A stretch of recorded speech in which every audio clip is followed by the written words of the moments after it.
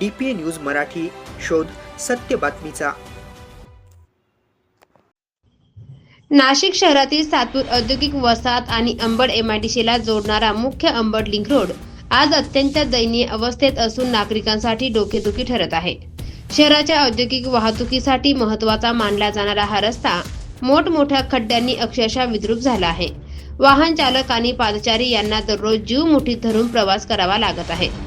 या पार्श्वभूमीवर नाशिकच्या महापौर हिमगौरी आडके यांनी संबंधित रस्त्याची प्रत्यक्ष पाहणी केली।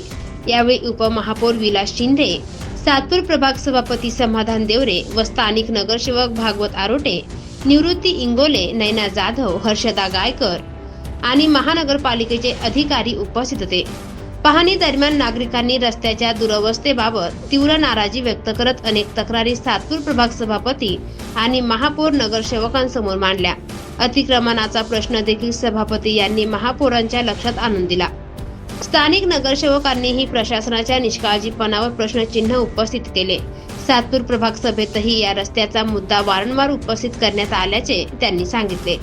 मात्र अद्यापही ठोस कार्यवाही न झाल्याने नागरिकांमध्ये संतापाची भावना आहे। सध्या या रस्त्यावर मोठमोठे खड्डे, उघडी ड्रेनेज चेंबर्स, खड्डेमय रस्ते आणि विस्कळीत पायाभूत सुविधा यामुळे अपघाताचा धोका वाढला आहे। खड्ड्यात रस्ता की रस्त्यात खड्डे अशी परिस्थिती निर्माण झाली असून कोणताही मोठा अपघात घडण्यापूर्वी प्रशासनाने तातडीने उपाययोजना कराव्यात अशी नागरिकांची मागणी आहे।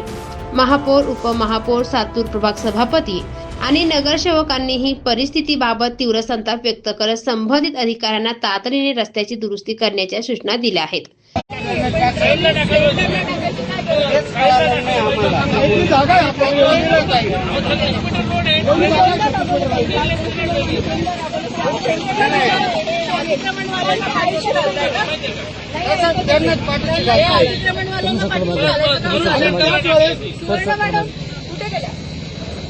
हा 36 मीटर रस्ता आहे।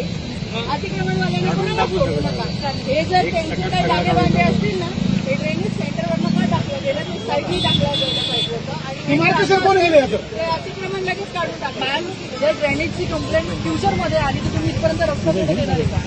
हे मी डे वन फक्त आयुक्त मॅडम दिलेलं आहे।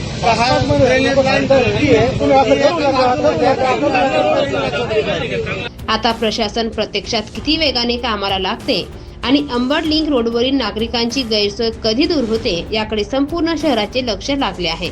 DPA news bureau report, Satpur. ताज्या घडामोडी व अपडेट जाणून घेण्यासाठी आताच DPA न्यूज चॅनलला सबस्क्राईब करा आणि बेल आयकॉन क्लिक करायला विसरू नका।